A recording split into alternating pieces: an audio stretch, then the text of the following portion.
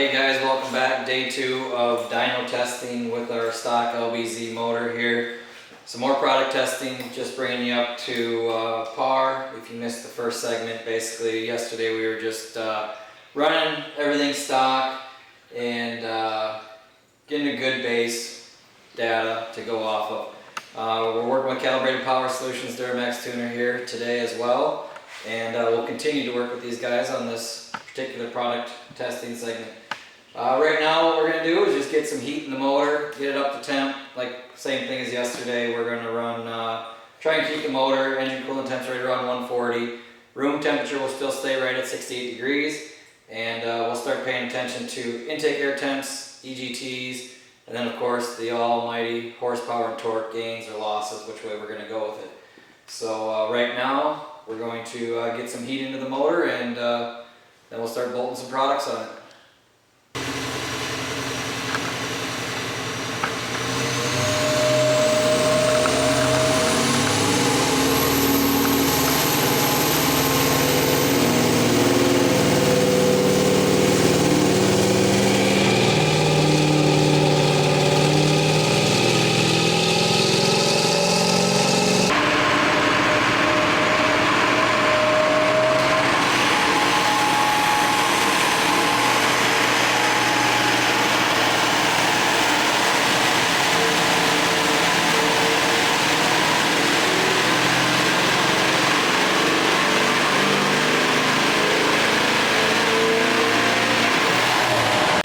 Alright, we just got done making our LLY Intake Horn pass on our dyno motor here, and it actually dropped more power than we anticipated. Our previous run we were 576, I believe, to be exact, 574, somewhere in there, and the peak horsepower still came in at that 2900, but we dropped 30 horsepower and not too much on the foot-pounds, but peak horsepower, where you can see here, we were pretty restrictive on getting air into that turbo. Our peak boost numbers come down almost 2 to 3 pounds, which relates to that 30 horsepower loss. Everything else still stayed the same. Fuel pressure delivery stayed the same, but we're definitely not want to go further with that LLY intake horn. So what we'll do right now is we're going to put the LBZ intake horn back on, and then we'll go ahead and start testing with exhaust manifolds to try and see what's going on with the EGTs here. So right now what we're going to do is switch it back to the LBZ intake horn and put our LML factory driver's side exhaust manifold on, and we'll go from there.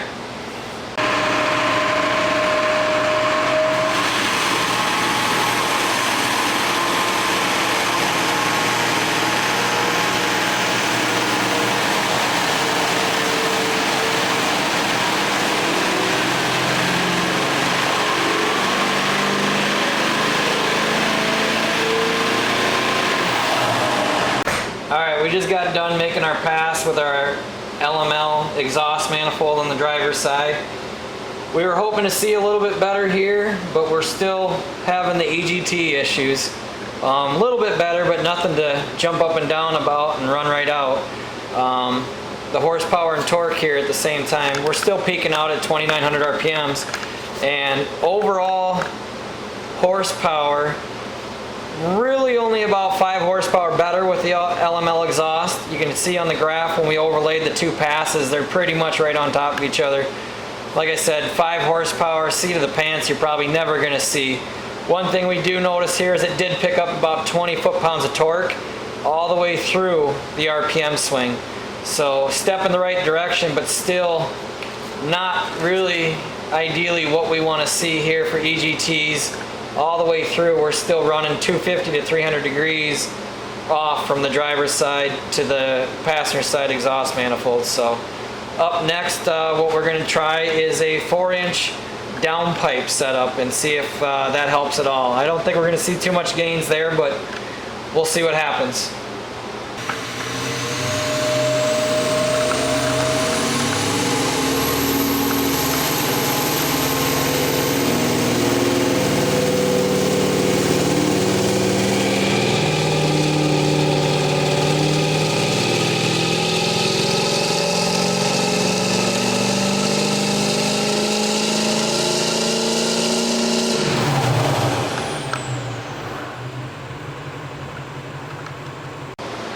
we just got done doing our pass with our 3-inch aftermarket downpipe. Like we kind of thought, no real power gains at all. We're within 1.5 horsepower all the way through the RPM curve, all the way through our torque curve. Everything still stays about the same. Boost and drive, again, those all stayed relatively all similar. So no real gains from the aftermarket 3-inch downpipe. You know, those things can be a real pain to get on a vehicle when you're in the chassis of a truck. So peak horsepower still stayed right in that 2,900 RPMs. We're still running Duramax tuners, max effort, DSP5 tune. Next up, what we're gonna do here is we're gonna do the performance up pipes and manifolds, you know, the PPE and ProFab manifolds that are readily available out on the market.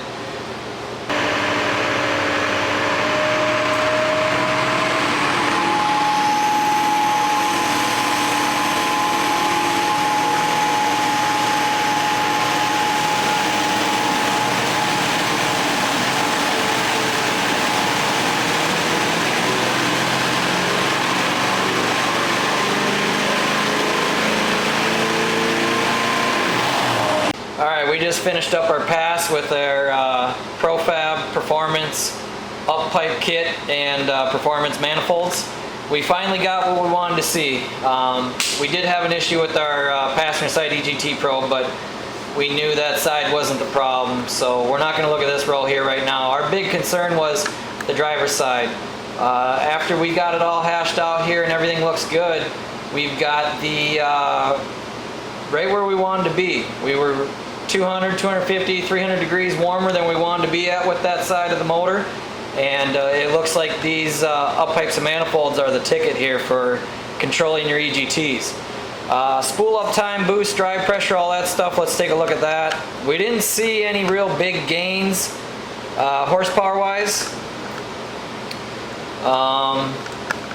Looks like it was only maybe 2 horsepower across the curve. Torque stayed right about the same as what we've been. We're still hanging around that 2,900 peak horsepower range. Still in that 2,900 RPM range. Foot-pounds still staying the same. Boost and drive stayed the same. I'd say the real benefit here is being able to get that EGTs down. Whether it was the up pipes or the manifolds, I'd probably lean more towards up pipes itself rather than the manifolds, in my personal opinion. Just from the fact of what we've seen before with the LML setup, we didn't really see any EGT drop. So I'm going to lean more towards it was the up pipe being the benefit there more than the manifolds. But either way, it's a good package to have, and we'll see if we can't squeeze out a little bit more here. We don't have much left for bolt on here today.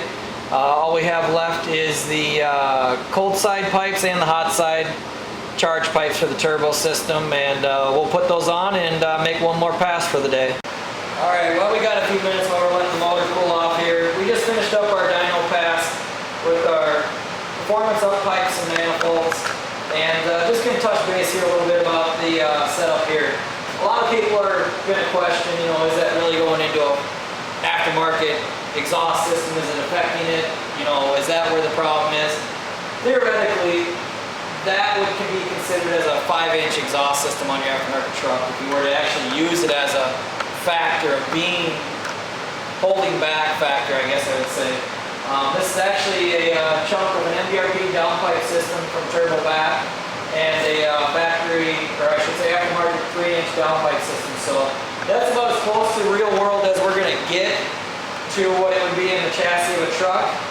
Like I said, I think the main thing we just noticed and gained is the upsides and the up pipes here. I think that's where a lot of the EGTs, you know, was getting holding the motor back. So what we're going to do now is take our hot side pipe off and our cold side pipe off, and that'll be it for the day.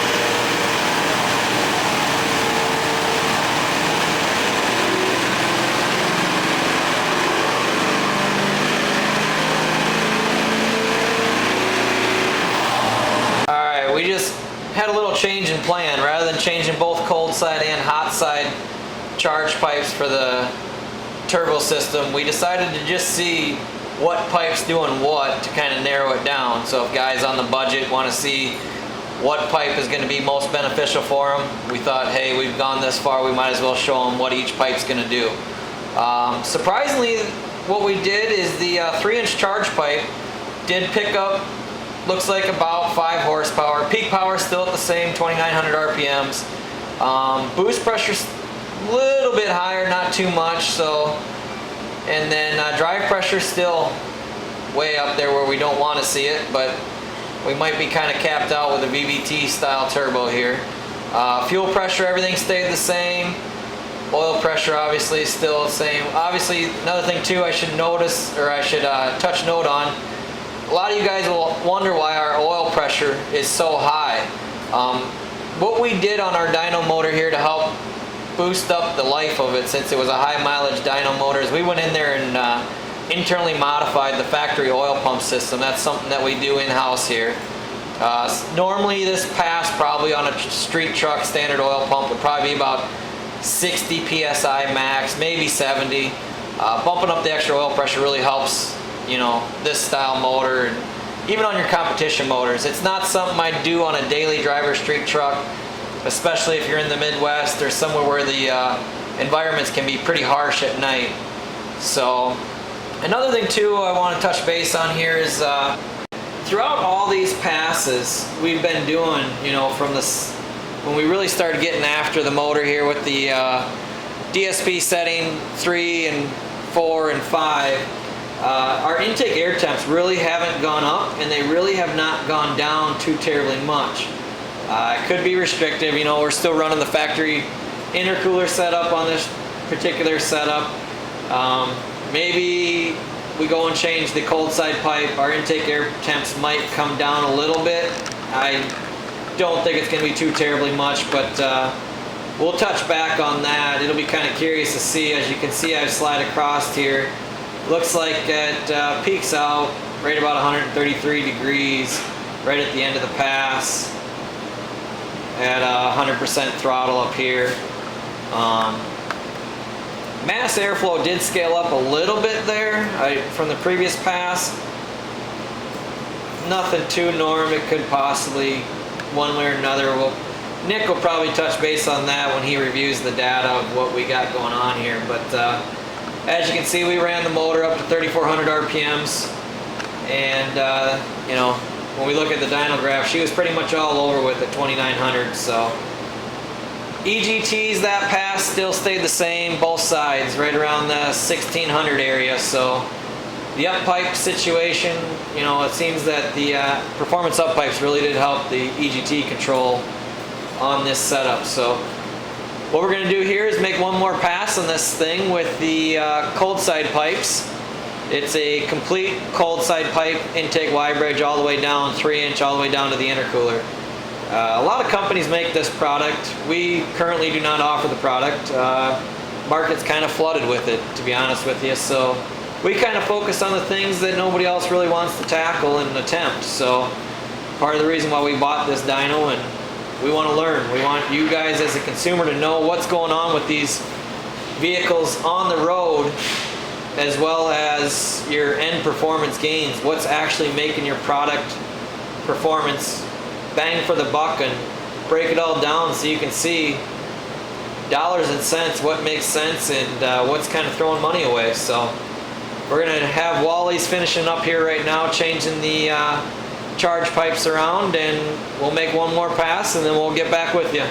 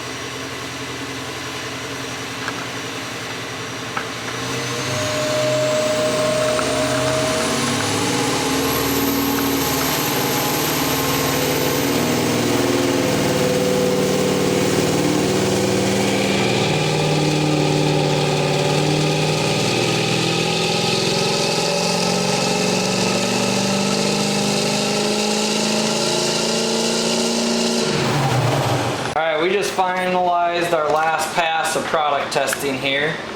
We added the 3-inch cold side charge pipe to our already existing current setup. Really nothing real big that was a huge gain between the factory and the aftermarket. Looks like it was only about maybe 2 horsepower, and that was just peak horsepower difference. Nothing really through the run is really sticking out, so we're splitting hairs at the end of the day there. EGTs stayed right at the same, boost stayed the same, drive pressure stayed the same, everything pretty much stayed the same with this bolt-on addition to our dyno motor here. Let's take a look at our intake air temps here. Intake air temps look like they pretty much the exact same. Nothing.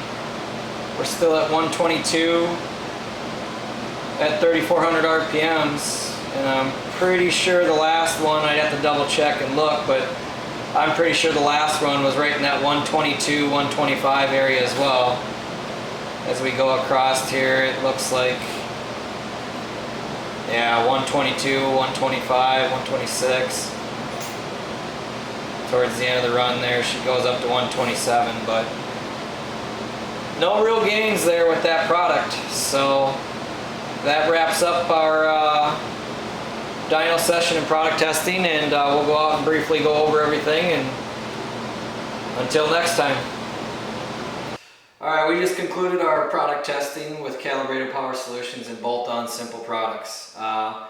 Started out with the max effort file, about 575, 576 horsepower if I remember right, and we ended up right at about 590, 591, somewhere right in there.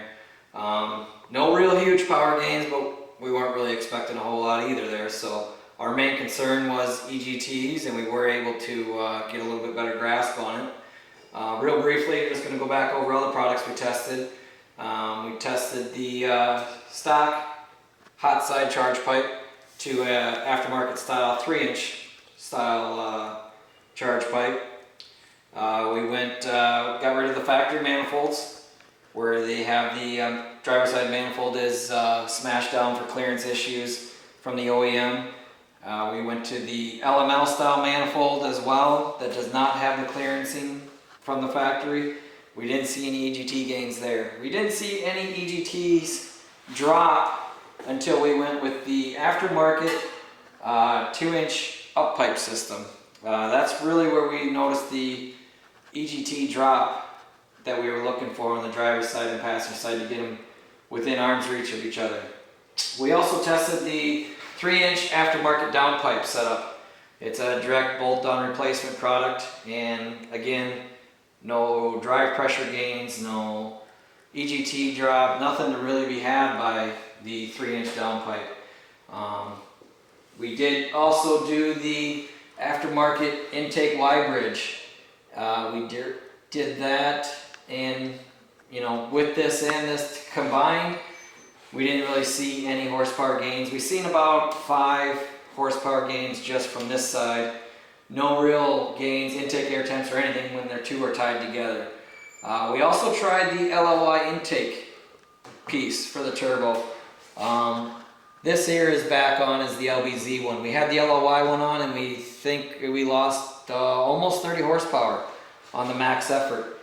Boost was down, and a lot of things there. One other thing we did test, and just kind of threw it out there to see if it would make a difference. But as you can see, we're running our stock intake system here. We actually ran a test with the factory GM AC Delco air filter in the intake tube that would come, supplied on your factory truck. And then we did a pass with no air filter in it at all. Don't recommend doing that on a street truck, but we just wanted to see if the intake system, factory intake system, is really restricting or not. And we didn't see anything. I mean, you laid over pass to pass between the two with the air filter and without the air filter. No difference in horsepower. We couldn't tell the difference between one pass to the next. All of our testing was done right around 68 to 70 degrees inside our dyno cell, which is very nice. The last couple days here, it's been 90-95 degrees outside air intake temps outside the building here, and 100% humidity. So our testing facility with the climate controlled environment center that we have here really comes in handy when you have climate control issues that you can't deal with on the day-to-day basis. So our testing was very accurate, I feel, and very consistent from run to run. And again, I'm Chad from Empire Performance Engineering. This is brought to you by Duramax Tuner Calibrated Power Solutions. Working with them, it's been a great honor, and we look forward to testing more products in the future. Stay tuned, and if you guys ever have any products you want to try, give us a shout. Maybe by chance we have a motor like this on the dyno, and ship it to us, and we'll test it for you and give you what you want to see or not want to see, either or. All right, thanks guys, have a good day.